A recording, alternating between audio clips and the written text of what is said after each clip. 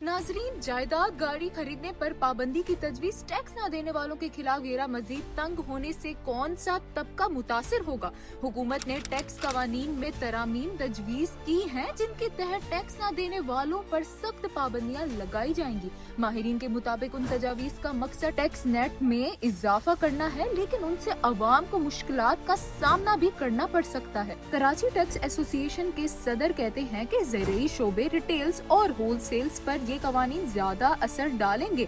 जमींदार जो फसल की कटाई के बाद गाड़ियां खरीदते हैं, वो उस नई पॉलिसी से मुतासिर हो सकते हैं।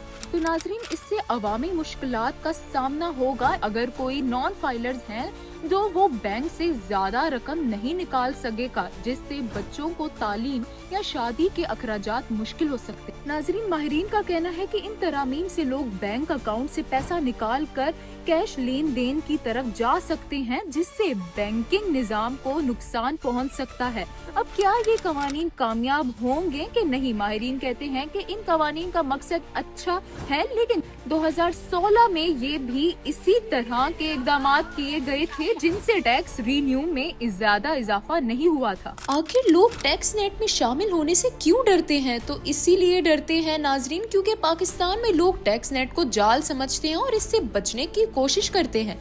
तो नाजरीन, जब तक अवाम का एतमाद बहाल नहीं होगा, इन कवानीन से फायदा महदूद होगा। ये तरामीम टैक्स नेट बढ़ाने के लिए पेश की गई हैं, लेकिन इनके असरात पर कई सवालात मौजूद हैं।